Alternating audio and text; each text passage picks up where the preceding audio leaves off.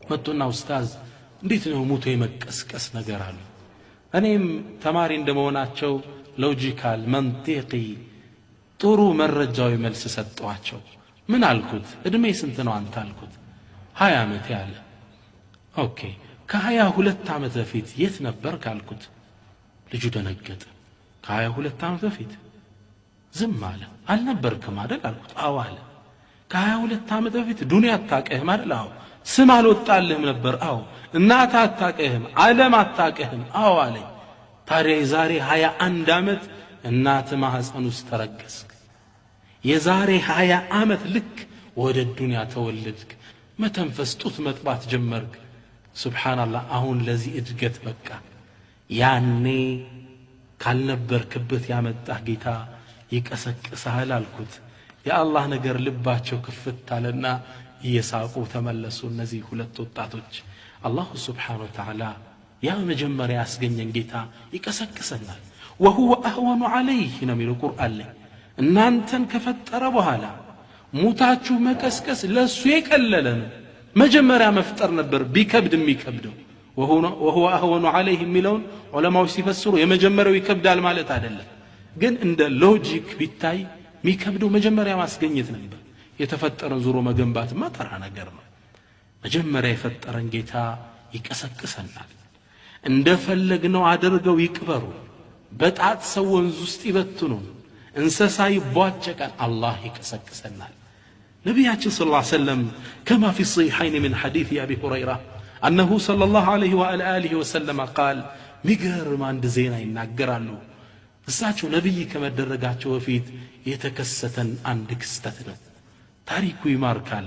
አላህ እንዴት እንደሚቀሰቅሰንም የሚገልጽ ነው።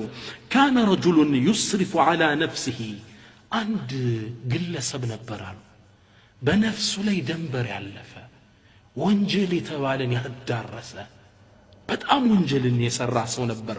فلما حضرته الوفاة موتم አፋፍ ላይ እንደደረሰ جمع بنيه ልጆቹ ሰበሰበ። وقال ልጆች አላቸው يا بني إذا أنا مت እኔ ከሞትኩ فحرقوني አቃጥሉኝ حتى إذا صرت فحما ልክ ፍም ሆኜ ወደ አመድነት ስቀየር ፈስሐቁኒ ፍጩኝ አላቸው። ሱብሃንአላህ አመድ አድርጉኝ ድቅቅ አርጉኝ። فإذا كان يوم ريح عاصف ከባድ አውሎ ንፋስ ያለበት ቀን ሲሆን ፈዝሩኒ በትሩኝ ፈዝሩኒ ስፊ البر ከፈለውን መሬት ላይ በትኑኝ ንፋስ በጣም ኃያል በሆነበት ቀን ላይ ወንስፊ في البحر ከፈለውን ደግሞ ወንዝ ውስጥ በትኑኝ ብትንትን ብሎ እንዲጠፋ ነው እሱ የፈለገ። ለምን ይሄን እንዳለም ተመልከቱ። فلئن قدر علي ربي የኔ ጌታ እኮ አላህ እኔን ሰብስቦ ከቀሰቀሰኝ ለዩዓذበኒ عذابا ما عذبه احدا من العالمين በዓለማት ማንንም ያልቀጣውን ቅጣት ነው የሚቀጣኝ። ወንጀሌ ብዙ ነው።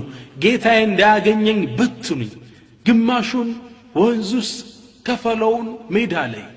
ሱብሃንአላህ ወሲየቱን ገሪባ ሚገርም አደራ ነው አይደል? ታዲያ ልጆቹን ቃል አስገባቸው። ልጆቹም ያባታቸውን ቃል ተቀበሉ። ሲሞት አቃጠሉት፣ ፈጩትም። አመድ ሲሆን በጣም ንፋስ ያለበትን ቀን ጠብቀው ግማሹን መሬት ላይ በተኑት። ተበተነ፣ አመድ ሆነ። ከፈለውን ደግሞ ወንዝ ውስጥ ከተቱት። አመረ الله البر فجمع ما فيه አላሁ ስብሓነሁ ወተዓላ መሬትን ያዝሽውን ስብስብ ያላት ተሰበሰበ፣ መሬት ላይ የተበተነው። وአመረ الله البحر فجمع ما فيه ወንዝንም አንተ ላይ የተበተነውን ሰብስብ ተባለ፣ ሰበሰበው። ثم قال قم هنا لو الله ይሰው ሰው ሆኖ አላህ ፊት ቆመ ይላሉ ነቢያችን ሰለላሁ ዐለይሂ ወሰለም። ከዛም አላሁ ስብሓነሁ ወተዓላ فقال عبدي ما حملك على ذلك ባሪያዬ አሁን ያደረከውን ድርጊት ለምንድነው እንዲህ ለማድረግ የወሰንከው አለው። قال من خشيتك يا رب ጌታዬ ፈርቼ ነዋ፣ በወንጀል አመስኩ፣ እንዲህ አድርጌ ራሴን ላጥፋ ብዬ ነው አለ። ነቢያችን ታዲያ ሲጨርሱ ምን አሉ? فغفر له ወንጀልህም ምሬሃለሁ አለው አላህ ሱብሓነሁ ወተዓላ በመፍራቱ። ጌታዬ ቀስቅሱ ያዘኝ እንደሆነ ወንጀሌ ብዙ ነው አይምረኝም በማለቱ ማረው አሉ ነብያችን ሰለላሁ ዐለይሂ ወሰለም። ከዚህ ሐዲስ ላይ ሁለት ዋና ዋና ትምህርት እንማራለን። አንድ የአላህ ረሕመት ሰፊ መሆኑ፣ ሁለተኛ ሙተንም የትም ቦታ ቢበትኑን الله سبحانه وتعالى عندما يكسكسن انمارلن. ولقد ضرب الله أمثلة عملية في كتابه الكريم. الله سبحانه وتعالى قرآن استجباج مساليوችን ይሰጠናል። ከሞትም በኋላ እንደሚቀሰቅሰን መረጃ የሆነን ዘንድ ቁርአን ላይ ይሄን ታሪክ ሲያወሳልን ምን ይላል? أو كالذي مر على قرية ልክ እንደዛ ሰው አላየህም እንደዛን ሰው ታሪክ ይላቸዋል ነብዩ ሰለላሁ ዐለይሂ ወሰለም። መረ على قرية በአንዲት ከተማ ጥግ ስላለፈው ሰው አልሰማህም? وهي خاوية على عروشها ከተማዋ ቤተል መቅዲስ አካባቢ ያለች ናት። ዑዘይር የሚባል አንድ ሳልህ ደግ ሰው በዛች ከተማ ጥግ በቤተል መቅዲስ ሲያልፍ ቤቷ على عروشها ጣራዎቿ ቤት ላይ ፈርሶ አገሪቱን ቡኽቱ ነስር የሚባል አንድ የጦር መሪ ከነሰራዊቱ አፈራርሷት ወጥቶ ነበር። ዑዘይር በዛች ከተማ አህያው ላይ ሆኖ ሲያልፍ ይህች አገር ፈራርሳለች። ተገረመ። ከዛ ማስተዋልና አና يحيي هذه الله بعد موتها አለ።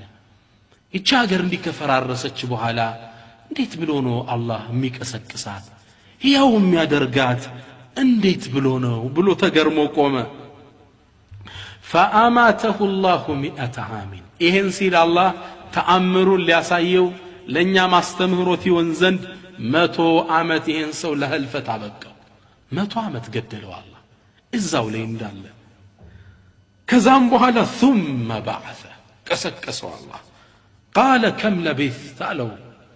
አላህ Subhanahu Wa Ta'ala በመላእክት አማካኝነት አናገረው። ምን ያህል ቆየህ አለው። قال لبثت يوما أو بعض يوم على عزير. الله مفرا صالح سنة طاف لي نبر رفاد لينو الله لما تعمت يقدلو ሲቀሰቅሰው ደግሞ ከሰዓት ነበረ። ከዛ አንድ ቀን ነው አሉ ለመላእክቱ። ከዛ ቀና ሲል ፀሐይቱ አልጠለቀችም። أو بعض يوم የቀን ከፈሎ ነው የቆየው ታለ። መላእክቱ ሲመልስለት ምን አለ? قال بل لبثت 100 عام 100 ዓመት ነው የተኛው የቆየው 100 ዓመት ነው አለ። ትጠራጠራለህ? ግዳ ምልክት እናሳይሃለው።